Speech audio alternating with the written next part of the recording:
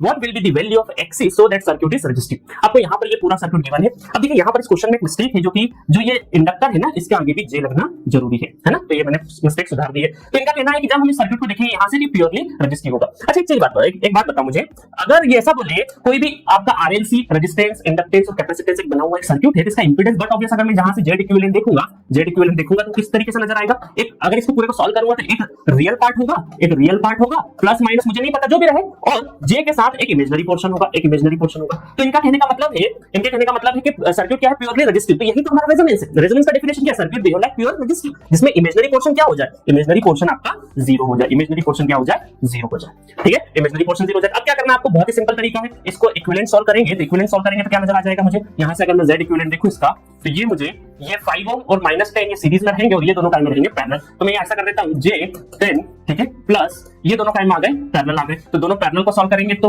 J5 और -jx, तो J कितना हो जाएगा, ये मैं J5 इंटू J है ना, इंटू का क्रॉस मत लगाना, नहीं तो वो x कंसीडर हो जाता है कई बार, क्योंकि बहुत सारे स्टूडेंट रेजोनेंस में कैलकुलेशन मिस्टेक करते हैं। ठीक है, आप टेस्ट सीरीज में दे रहे होंगे तो कैलकुलेशन मिस्टेक रेजोनेंस वाले सब्जेक्ट में बहुत ज्यादा होती है, क्योंकि कैलकुलेशन बहुत लेंथी कर देते हैं बहुत सारे स्टूडेंट। ठीक है, और कई बार टेस्ट सीरीज बनाने वाले बहुत लेंथी पूछ लेते हैं, बट आप गेट में एक्चुअल गेट के एग्जाम में काफी आसान आने वाला है आपको। ठीक है, कैलकुलेशन से ज्यादा मत डरिएगा, वहां पर वैल्यू बहुत ही सटीक देंगे। और +5, ठीक है, तो ये क्या हुआ, ये दोनों मैंने सीरीज में कर दिए, देखिए इस तरीके से, ये पैरेलल में कर दिया। अब यहाँ पर एक देखिए, यहाँ से J कॉमन ले लेते हैं और एक J से कैंसिल कर देते हैं, तो ये क्या हो जाएगा, Z equivalent equal to -J10, ठीक है, और यहाँ पे कैंसिल कर दिया तो ये -J और 5xc divided by 5 - xc plus 5 equal to 0। अब इसमें देखिए रियल और इमेजिनरी क्या है, ये दोनों क्या है, इमेजिनरी है और ये रियल है, तो हमें क्या है, प्योर रेजिस्टिव बनाना है, इसका मतलब इमेजिनरी को 0 करना है। ठीक है, तो इमेजिनरी को यहाँ पे 0 कर देंगे, तो इमेजिनरी पोर्शन कौन सा है हमारा, इमेजिनरी पोर्शन ये है, ये दैट इज इमेजिनरी, इसको इक्वल टू 0 पुट कर देंगे, इसको इक्वल टू 0 पुट करेंगे तो कितना हो जाएगा 10, ठीक है, -10 - 5xc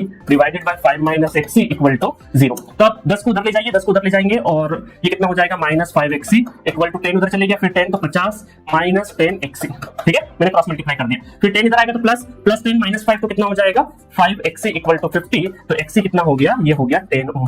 तो xc की वैल्यू हमें पूछी थी जो कि आ गई है 10 ओम। ठीक है, तो 10 is the correct answer, C is the correct answer for this question. तो इस तरह के क्वेश्चंस आपको रेजोनेंस में बहुत बार पूछे जाते हैं। क्या बोलते हैं, कई बार आपको देखिए डायरेक्टली ऐसा लिखा नहीं रहेगा कि रेजोनेंस का क्वेश्चन है, ऐसा कभी भी नहीं लिखा रहेगा, आपको आपके हिसाब से क्वेश्चन को रीड करके समझना पड़ेगा कि रेजोनेंस का क्वेश्चन है या फिर नहीं है। अब आप में से बहुत लोग बोलेंगे सर इसमें कौन सी रेजोनेंस वाली बात थी, प्योर रेजिस्टिव बोला है तो हमको तो इमेजिनरी पार्ट 0 करनी है, तो यही सब रेजोनेंस में भी होता है। ठीक है, बट आपको देखेंगे बहुत सारे क्वेश्चंस आगे आपको लैंग्वेज में पता चलेगा कि आपको रेजोनेंस का सेंस होना चाहिए, अगर वो नहीं होगा तो फिर दिक्कत होना स्टार्ट होती है। ठीक है, चलिए नेक्स्ट क्वेश्चन की तरफ बढ़ते हैं।